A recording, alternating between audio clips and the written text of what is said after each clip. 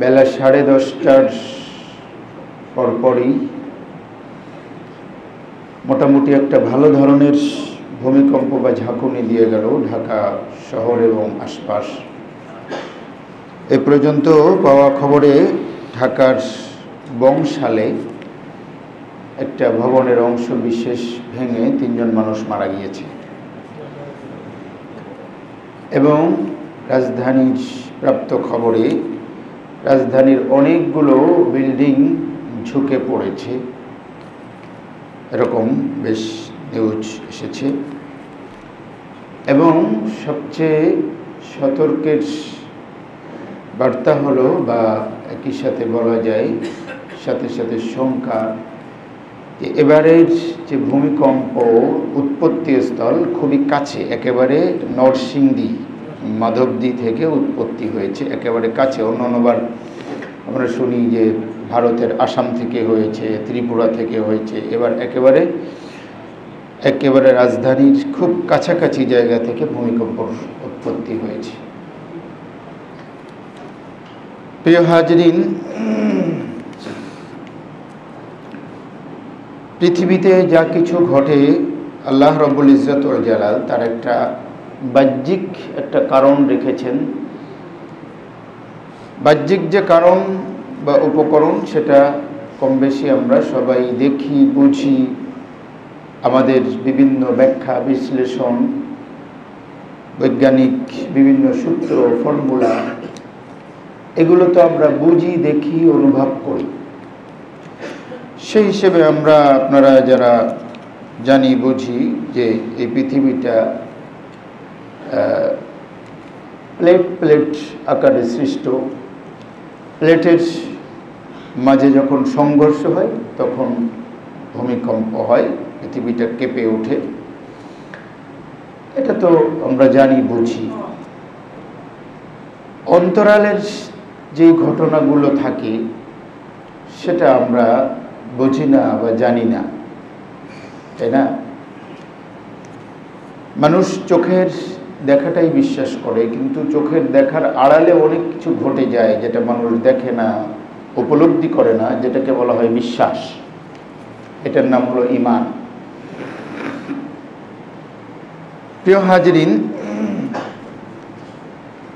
যেহেতু দিনের বেলায় ঘটেছে, একেবারে বেলা 10:30 বা 10টা একজাক্ট 38 বা 39 মিনিটে খবরে পৌঁছে, আমরা দেখেছি ঘটনার সাথে সাথে ঢাকা শহরের অধিবাসীরা নিচে নেমে এসেছে, ঠিক না? নারী পুরুষ ছোট বড় সবাই ঘর থেকে নেমে এসেছে, অনেকেই ঘর থেকে নেমে এসেছে। প্রিয় হাজরিন, এমনইভাবে কোনো ভীতিকর কোনো অবস্থার বা পরিস্থিতিতে পড়লে আমরা সবাই চেষ্টা করি সেফ জায়গায় যাওয়া, নিরাপদে জায়গায় চেষ্টা করি। কিন্তু একটু ভেবে দেখেছেন যে আমাদের নিরাপত্তা দানকারী তিনি যদি আমাদের থেকে নিরাপত্তা উঠিয়ে নেন, তাহলে আমরা কোথায় বা কোনো জায়গায় গিয়ে আশ্রয় পাব? আল্লাহ রাব্বুল ইজ্জত ওয়াল জালালের একটা সিফাত বা গুণ হলো মুমিন। আল্লাহ রাব্বুল ইজ্জত ওয়াল জালালের যতগুলো সিফাত আছে, আসমায়ে হুসনা রয়েছে, তার অন্যতম একটা হলো কি? মুমিন। মুমিন মানে কি? মুমিন মানে না, মুমিন মানে হলো নিরাপত্তা দানকারী।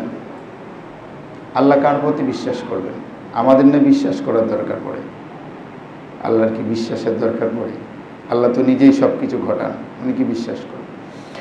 মুমিন, মুমিন শব্দের অর্থ হলো কি? নিরাপত্তা দানকারী। অনেকগুলো অর্থে আছে, আমরা মুমিন এক অর্থে ব্যবহার করি, বিশ্বাস, সেটার ব্যাখ্যা করছি না। মেইনলি মুমিন বা ঈমান শব্দের অর্থ হলো নিরাপত্তা দান করা। আল্লাহ রাব্বুল ইজ্জত ওয়াল জালালের অন্যতম একটা সিফাত হলো মুমিন।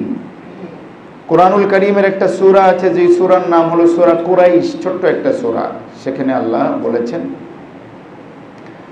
লিইলাফি কুরাইশিন ইলাফিহিম রিহলাতাশ শিতাই ওয়াস সাইফ فليعبدوا رب هذا البيت الذي أطعمهم من جوع وآمنهم من خوف آمنا নিরাপত্তা দান করা। আল্লাহ রব্বুল ইজ্জত ওয়াল জালাল তাদেরকে বিভিন্ন ভয় ভীতি থেকে নিরাপত্তা দান করেছেন। দুনিয়াতে আমরা যতগুলো নিয়ামত আল্লাহর ভোগ করি তার অন্যতম বড় একটা নিয়ামত হলো নিরাপত্তা। আল্লাহ নবীর চাচা হযরত আব্বাস রাদিয়াল্লাহু তাআলা আনহু আল্লাহ নবীকে বলেন যে আমাকে একটি দোয়া শিখিয়ে দিন, যে দোয়াটা আপনি আমাকেই শিখাবেন, আমি স্পেশালি আপনার কাছ থেকে চাই। আল্লাহ নবী সাল্লাল্লাহু আলাইহি ওয়াসাল্লাম বলেন সালিল্লাহ আল আফিয়া, আল্লাহর কাছে নিরাপত্তা কামনা করুন। আল আফিয়া স্বাস্থ্যের নিরাপত্তা, সুস্থতার নিরাপত্তা, জানের নিরাপত্তা, মানের নিরাপত্তা। নিরাপত্তার কিন্তু অনেক ব্যাপক অর্থ আসছে। আল্লাহর কাছে আফিয়াতের সওয়াল করেন। আব্বাস রিপিট করলেন, আল্লাহ নবী আবারও উত্তর দিলেন, তিনবার একই উত্তর দিলেন এবং বললেন আল্লাহর কাছে নিরাপত্তার চাইতে আর বড় নিয়ামত কি হতে পারে। স্বাস্থ্যের নিরাপত্তা, আপনার জানের নিরাপত্তা, আপনার মালের নিরাপত্তা, আপনার ইমানের নিরাপত্তা। আমাদের ইমানের নিরাপত্তার দরকার আছে না? দিনের নিরাপত্তার দরকার আছে না? যেখানে আমরা আমাদের দিন ধর্ম নিরাপদে পালন করতে পারি না, সেখানে তো শঙ্কা, ভয়, তাই না? আমাদের দিন চলে যেতে পারে। জানের নিরাপত্তা, মালের নিরাপত্তা, স্বাস্থ্যের নিরাপত্তা, ইমানের নিরাপত্তা, দিনের নিরাপত্তা। তো এই জন্য নিরাপত্তা আল্লাহর অশেষ মেহেরবানি, ঠিক কিনা? তো আল্লাহ রাব্বুল ইজ্জত ওয়াল জালালের অন্যতম একটা সিফাত বা বৈশিষ্ট্য হলো মুমিন, তিনি নিরাপত্তা দানকারী। যদি তিনি নিরাপত্তা উঠিয়ে নেন, পৃথিবীর কোনো মানুষের সাধ্য নাই নিরাপত্তা দান করার। দেখুন, ভূমিকম্প তো 1 ঘন্টা ধরে হয় নাকি? কয়েক সেকেন্ড হয়। এখানে 26 সেকেন্ডের কথা বলছে, আসলে অত সময় হয় কিনা আমি জানি না। কয়েক সেকেন্ড, মুহূর্ত কম্পনটা থাকে, কিন্তু একজ্যাক্ট মানে যেটা ঝলঝলা, এটা অনেক সময় ধরে হয় না, প্রভাব থাকে বেশ সময়। তো আল্লাহ রাব্বুল ইজ্জত ওয়াল জালালের কয়েক সেকেন্ডের শক্তি, আল্লাহ যদি এই শক্তির প্রয়োগ করেন, আমরা তো মোকাবেলা করতে সক্ষম না, তাহলে আপনি কিসের মোকাবেলা করবেন? কয়েক সেকেন্ডের একটু ঝাঁকুনি মোকাবেলা করতে পারেন না, আপনি এটা মোকাবেলা করবেন, সেটা মোকাবেলা করবেন। আল্লাহ বলেন কুল হুয়াল কাদিরু আলা আন ইয়াবআসা আলাইকুম আযাবাম মিন ফাওকিকুম আও মিন তাহতি আরজুলিকুম আও ইয়ালবিসাকুম শিয়াআন ওয়া ইউযীকা বা'দাকুম বা'সা বা'দ। কুল হুয়াল কাদির আলা আন ইয়াবআসা, আল্লাহ সক্ষম, আযাবাম মিন ফাওকিকুম, উপরের থেকে শাস্তি পাঠাতে তিনি সক্ষম। আও মিন তাহতি আরজুলিকুম, তোমাদের পায়ের নিচ থেকে তিনি তোমাদের শাস্তি দিতে সক্ষম। তাফসীর কারকরা লিখেছেন পায়ের নিচ থেকে শাস্তি দেওয়ার অর্থ হলো ভূমিকম্প, নিচের থেকে ওঠে, ঠিক কিনা?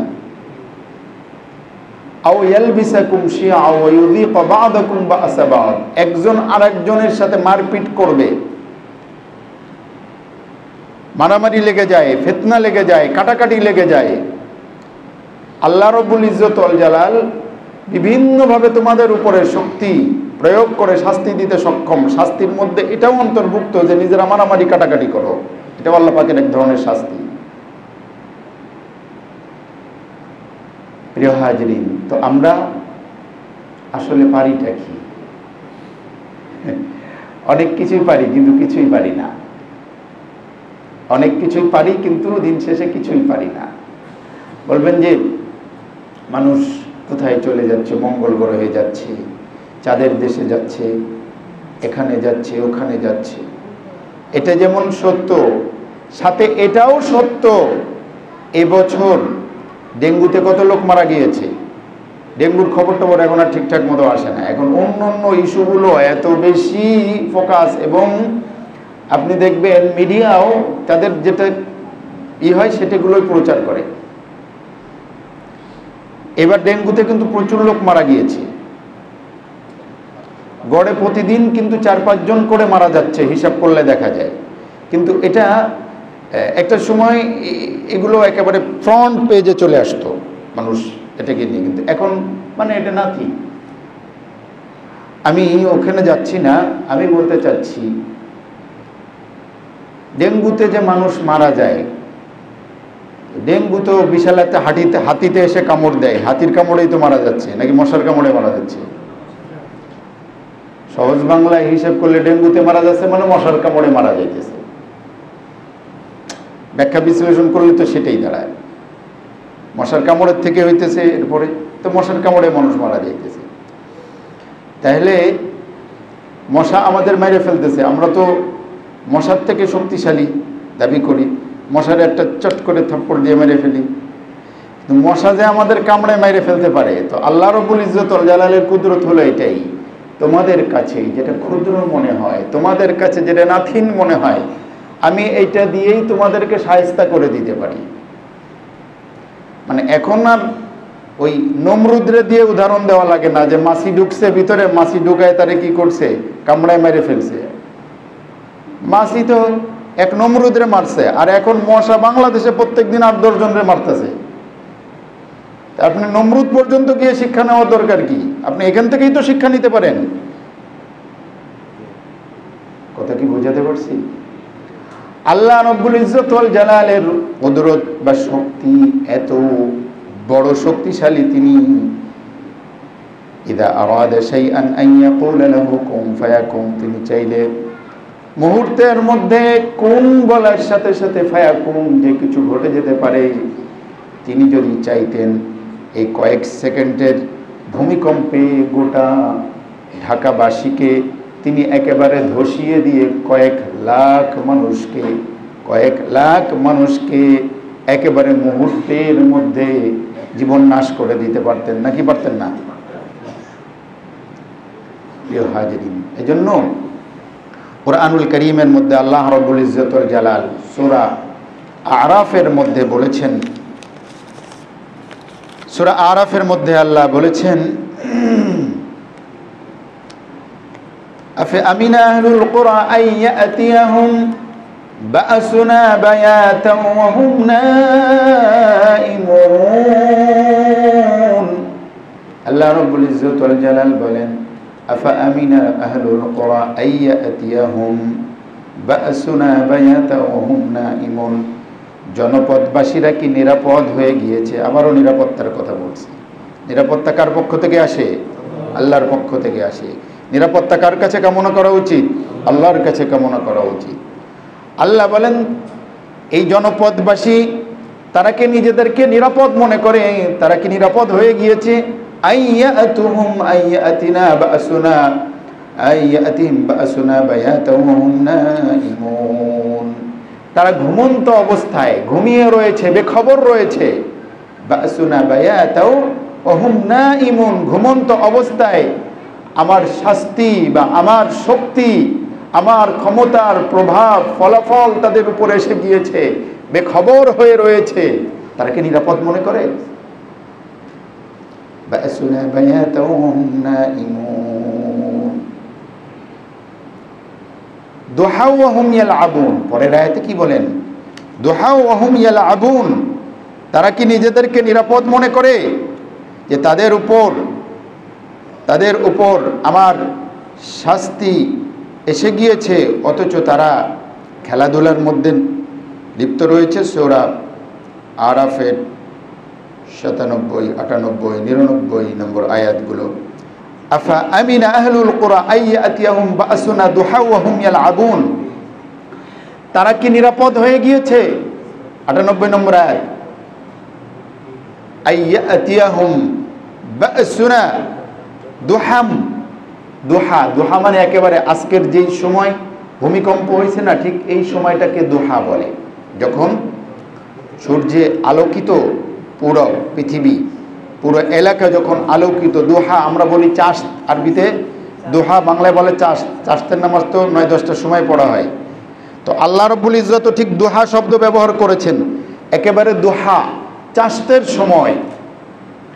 আমার কোনো শক্তি, প্রভাব, আমার কোনো ক্ষমতার ফলাফল তাদের উপরে এসেছে, শাস্তি এসে গিয়েছে। দুহান ওহুম ইয়ালাবুন, তারা খেলাধুলার মধ্যে রয়েছে, আনন্দ ফুর্তির মধ্যে রয়েছে, খেলাধুলার মধ্যে রয়েছে। তারা মনে করে যে এই সময় কি বিপদ আপদ আইতে পারে না। আল্লাহ বলেন আফা আমিনু মাকরাল্লাহ ফালা ইয়ামানু মাকরাল্লাহি ইল্লাল কওমুল খাসিরুন, 99 নম্বর আয়াত। আল্লাহ বলেন আফা আমিনু মাকরাল্লাহ, আল্লাহর কৌশল এর ব্যাপারে তারা কি নিরাপদ হয়ে গিয়েছে। ফালা ইয়ামানু মাকরাল্লাহি ইল্লাল কওমুল খাসিরুন, একমাত্র ক্ষতিগ্রস্ত সম্প্রদায়, অভাগা সম্প্রদায় আল্লাহর কৌশলের ব্যাপারে নিরাপদ হয়ে যায়, মানে ড্যাম কেয়ার হয়ে যায়। 3টে আয়াতের মধ্যে আল্লাহ বলেছেন রাতের বেলায় ঘুমন্ত অবস্থায় আল্লাহর পক্ষ থেকে ফয়সালা হয়ে যেতে পারে। ঘুমের মধ্যেই চিন্তা করে দেখুন, যদি এরকম অবস্থা হতো, আমরা ঘুমিয়ে রয়েছি, এই অবস্থায় এমন কোনো ফয়সালা হয়ে গিয়েছে, এই যে নিকটবর্তী সময় 1 বছর আগে তুরস্ক সিরিয়ায় যে বিশাল বড় ভূমিকম্প হয়ে হাজার হাজার মানুষ মারা গেল, ঠিক কিনা? হাজার হাজার মানুষ। তুরস্কের মতো, তুরস্ক তো আমাদের থেকে উন্নত দেশ, ঠিক কিনা? তো আমাদের থেকে উন্নত দেশ তুরস্ক একেবারে ভূমিকম্প হয়ে তছনছ হয়ে গেল। তো আল্লাহ রাব্বুল ইজ্জত ওয়াল জালাল বলেন, তোমরা কি মনে করো নিরাপদ হয়ে গিয়েছো? দিনের আলোয় একেবারে সবার সামনে তোমরা খেলাধুলা, আনন্দ ফুর্তিতে মজ মস্তি করছো, এই অবস্থায় আমার ফয়সালা এসে গেল, অথবা ঘুমন্ত অবস্থায় ফয়সালা হয়ে গেল, তোমরা কি নিজেদেরকে নিরাপদ মনে করো? একেবারে নিজেদেরকে নিরাপদ। ক্ষতিগ্রস্ত সম্প্রদায়, অভাগা সম্প্রদায়, আল্লাহর প্রতি বিশ্বাস নেই এমন সম্প্রদায় কেবলমাত্র আল্লাহর ফয়সালার ব্যাপারে চূড়ান্ত নিরাপদ মনে করে নিজেদেরকে। ইমানদার কখনো নিরাপদ মনে করে না। ইমানদার নিরাপদ মনে করে কেবলমাত্র এবং কেবল আল্লাহর কাছেই নিজেকে নিরাপদ মনে করে, আল্লাহকেই নিরাপত্তা দানকারী মনে করে। বোঝাতে পেরেছি প্রিয় হাজিরিন? তো আমরা বুঝতে পারলাম যে আমরা আল্লাহর ফয়সালার ব্যাপারে কি নই, নিরাপদ নই। তিনি রাতের অন্ধকারে ফয়সালা করে দিতে পারেন, দিনের আলোর মধ্যে ফয়সালা দিতে পারেন। পূর্ববর্তী অনেক কওম রাতের বেলায় ঘুমন্ত ছিল, রাতের বেলায় তাদেরকে ফয়সালা করে দিয়েছে। অনেক কওম দিনের বেলায় হাসি মজাক উড়াইতেছে, আনন্দ ফুর্তি করতেছে, ওই অবস্থায় তাদেরকে পাকড়াও করে দিয়েছেন। তো আমরা নিজেদেরকে কেমন নিরাপদ মনে করি? যদি না মনে করি তাহলে দেখবেন আজকে হয়তো জুমার নামাজে কিছু লোক বাড়তে পারে, আমি ঠিক জানি না। গত কয়েক বছর আগে একবার রাত্রেবেলায় ভূমিকম্প হয়েছিল, ফজরে দেখি যে একেবারে কি মানে কিরে ফজরের সময় কি জুমার নামাজ হইতেছে নাকি, এমন একটা অবস্থা। ফজরের জুমার নামাজ, ফজরে তো সবচেয়ে কম লোক থাকে, আর জুমার নামাজে সবসময় বেশি। আজকের জুমাটা কি ফজরে হয়ে যাবে নাকি?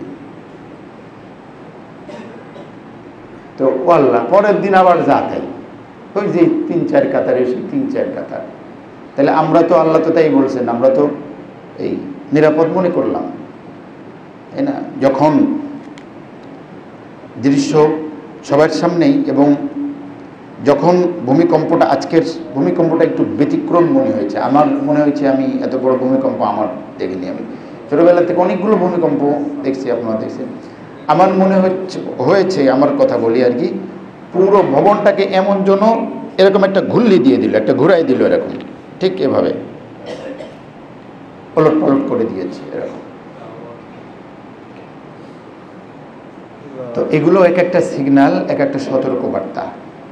আপনি কবেন প্লেটে ঘর্ষণ হয়েছে, আমিও আপনার সাথে দ্বিমত পোষণ করি না, প্লেটে ঘর্ষণ হয়েছে, ঠিক আছে, ভূমিকম্প হয়েছে, কিন্তু এটা হাসি মজাক করার কোনো জিনিস নয়। এই যে প্লেটে ঘষাটা লাগলো, এই ঘষাটা কি মানুষে দিছে, আমরা দিছি? এই ঘষাটা তো আসমানওয়ালাই দিয়েছে। ঘষার কারণে হয়েছে সেটা অস্বীকার করি না, কিন্তু পার্থক্যের জায়গাটা হলো ইমানদার বিশ্বাস করলে এই ঘষার পিছনে, ঘর্ষণের পিছনে বড় একটা শক্তি কাজ করে, তিনি হলেন আল্লাহ। আর বেঈমানরা এটা বিশ্বাস করে না, কিন্তু আবার বিপদে পড়ে গেলে করেও। বিপদ ছুটে গেলে, সম্ভবত আমাদের দেশের একজন সাহিত্যিক ভালো লেখেন, তিনি মারা গিয়েছেন, উনি বলছেন যে এক লোক তার ইসে লিখছেন যে এক লোককে দেখলাম যে হঠাৎ করে একেবারে দাড়ি টাড়ি রেখে দিয়ে খুব নামাজি, একেবারে তাহাজ্জুদ সহ পড়া শুরু করছে। জিজ্ঞেস করলাম, ভাই কি হয়েছে, হঠাৎ করে এত নামাজি হয়ে গিয়েছে? পরে সে বলছে তার একটা জটিল রোগ, হয়তো ক্যান্সার বা এই জাতীয়, তো এখন সে পুরো দস্তুর আল্লাহওয়ালা হয়ে গিয়েছে। বলছে কয়েক মাস পরে দেখছি যে আগের অবস্থায় চলে আসছে। জিজ্ঞেস করলাম, ভাই কি অবস্থা? বলে, না ভালো আছি, সুস্থ আছি, যে রিপোর্টটা করা হয়েছিল ওটা আসলে ঠিক না, ভালো আছি। বুঝাইতে পারি নাই, পারছি? তার মানে নামাজ রোজা আল্লাহর দিকে ফিরে আসবো যখন কোনো জটিল কোনো সমস্যা, হ্যাঁ, যদি বলে যে তোমার ক্যান্সারের জীবাণু তোমার শরীরের মধ্যে পাওয়া গিয়েছে, তখন নামাজ রোজা দেবো। আবার যদি বলে না এগুলো ঠিক না, এটা হলো মানে ঠিক ছিল না, ভুল রিপোর্ট ছিল, তখন না। তাইলে আল্লাহ তো কি বলেছেন, নিজেদেরকে নিরাপদ মনে করো। ক্যান্সারের জীবাণু থেকে যদি তুমি নিরাপদ মনেও করো, মৃত্যুর জীবাণু থেকে কি তুমি নিজেকে নিরাপদ মনে করো নাকি? তুমি ক্যান্সার থেকে বাঁচতে পারবা, কিন্তু এমনও হইতে পারে একটা মশায় কামড়ায় শেষ করে দিয়েছে, তোমার একটা পিঁপড়ায় কামড়ায় শেষ করে দিয়েছে, একটা মাছিতে লেগে শেষ করেছে, কোনো একটা সামান্য একটা কোথাও পড়ে গিয়ে সামান্য একটা ক্ষত হয়ে ইনফেকশন হয়ে সেখান থেকে মারা গিয়েছে। ক্যান্সারের থেকে বাচ্চা গেলে তার মানে কি বাচ্চা গেলে নাকি?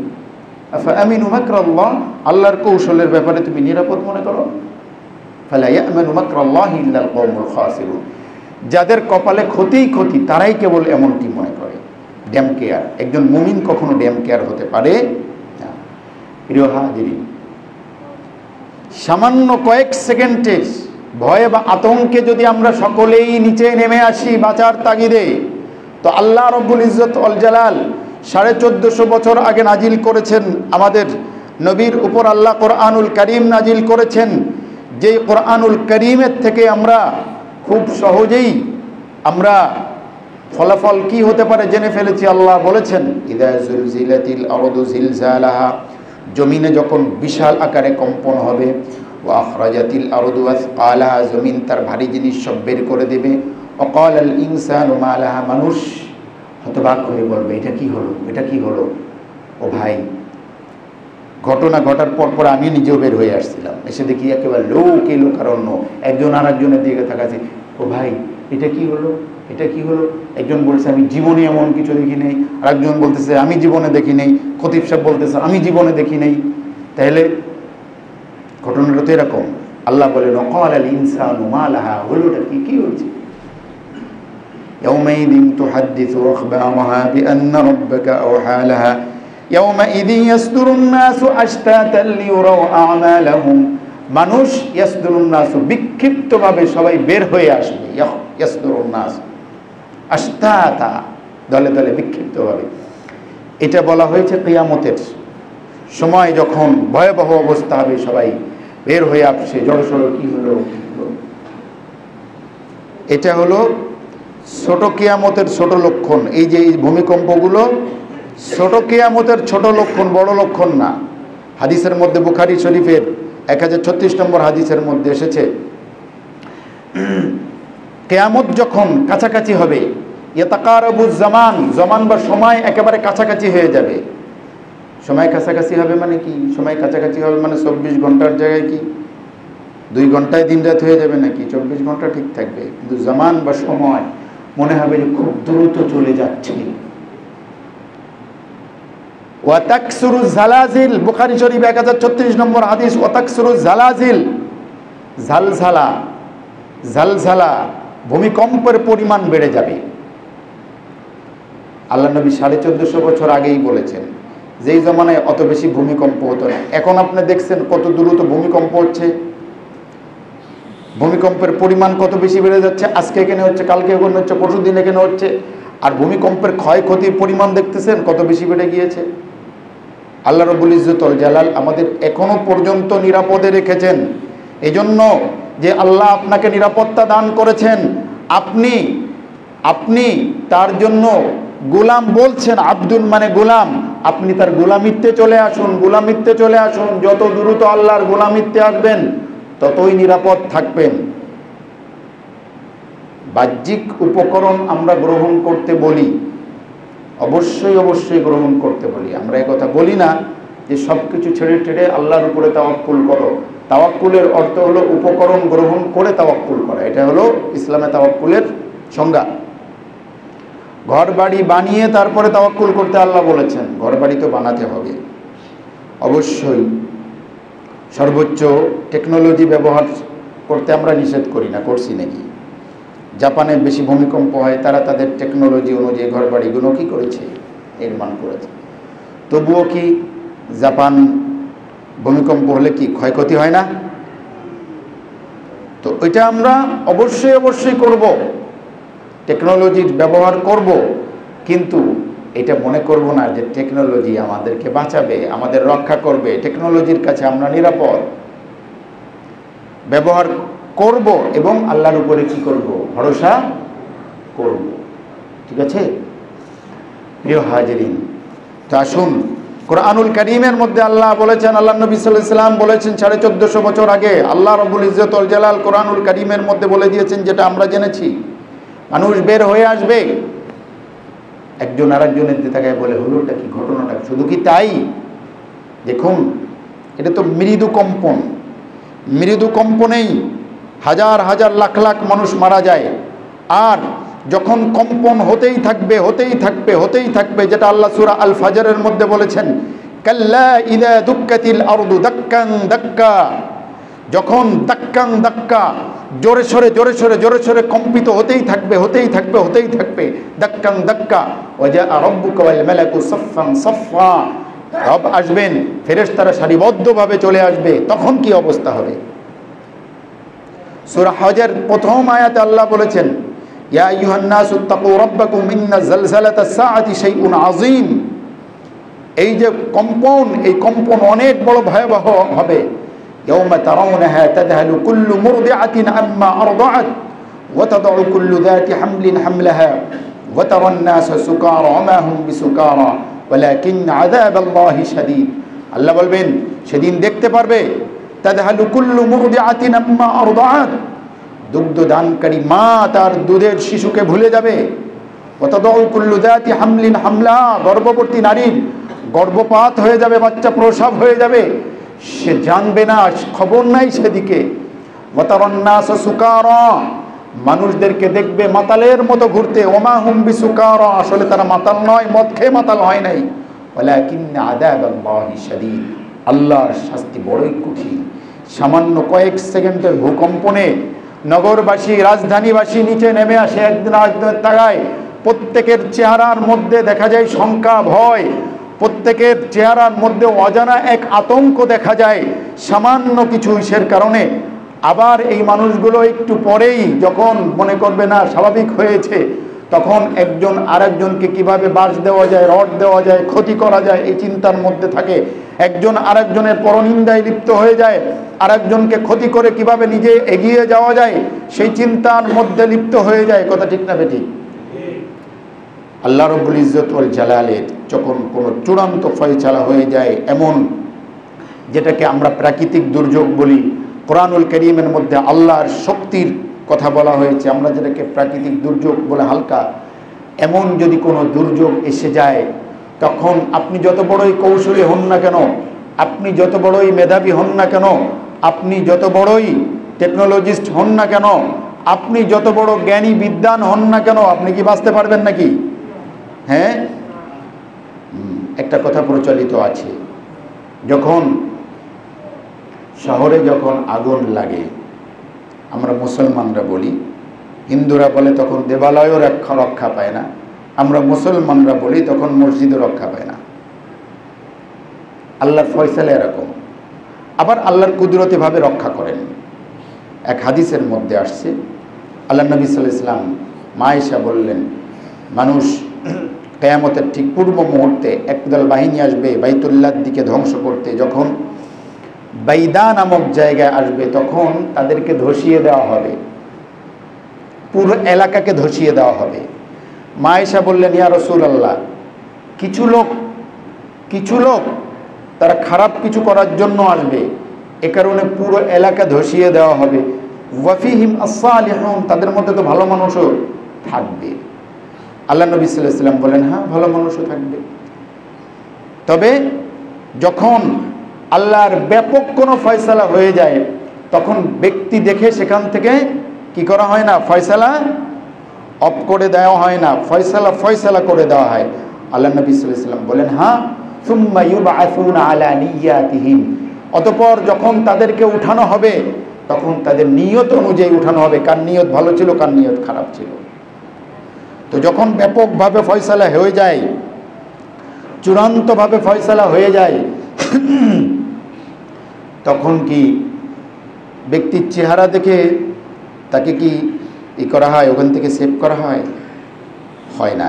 সেখানের আওতার মধ্যে কম বেশি সবাই পড়ে যেতে হবে। আপনার যত বড়ই মেধা, যত বড়ই বুদ্ধি, দেখবেন পরবর্তীতে আমরা বিশ্লেষণ করলি যদি এটা না করা হতো তাহলে এটা হতো, এটা না হলে এটা না হলো, এটা করলে এমনি বাচ্চা যেত, অমনি হলে বাচ্চা যেত, আসলে কিচ্ছু হইতো না।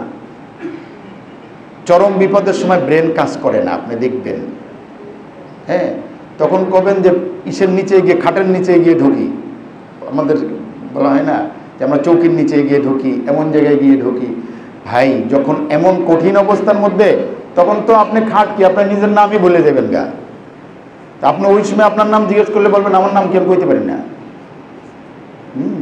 ভয়ের সময়, আতঙ্কের সময় এমন হয়, নিজেকে আপনি ভুলে যাবেন। তখন মেধা বুদ্ধি আর কাজ করে না, তাই না? যেমন কম্পিউটারে ভাইরাস লাগলে কাজ করতে চায় না, তো এরকম আতঙ্কের সময় ধরুন ব্রেনের মধ্যে ভাইরাস লেগে গেছে, তখন আর কাজ করতেছে না। কথা সত্য, কিন্তু মিথ্যা না, কথা সত্য। এই জন্য আসুন, আল্লাহ রব্বুল ইজ্জতুল জালালের পক্ষ থেকে এগুলো সতর্ক বার্তা, বান্দা ফিরে আসো, ফিরে আসো, ফিরে আসো, আমার আনুগত্যের উপর আসো। যদি এমন হয়ে যেত, এটাই যদি চূড়ান্ত ফয়সালা হয়, অসংখ্য অগণিত মানুষ যদি মারা যেত, তাদের মধ্যে এমনও তো মানুষ থাকতো যারা ফজরের নামাজ আদায় করে নাই, এমনও তো মানুষ থাকতো যারা ওই সময় কোনো না কোনো গুনাহের মধ্যে নিমজ্জিত ছিল। আল্লাহ নবী সাল্লাল্লাহু আলাইহি ওয়াসাল্লাম বলেছেন, কামা তামুতুনা তুবআসুনা, তোমরা যেমন ভাবে মারা যাবে সেভাবেই তোমাদেরকে উঠানো হবে, আর যেভাবেই উঠানো হবে ওইভাবেই বিচার করা হবে। আর যেমন ভাবে তোমরা দুনিয়াতে বসবাস করবে ঠিক তেমন ভাবে, কামা তামুতুনা তুবআসুনা, যেমন ভাবে তোমরা মারা যাবে তেমন ভাবে উঠানো হবে। যেমন ভাবে কামা তাঈশুনা তামুতুন, যেমন ভাবে তোমরা জীবন যাপন করতে সেভাবেই তোমরা মারা যাবে।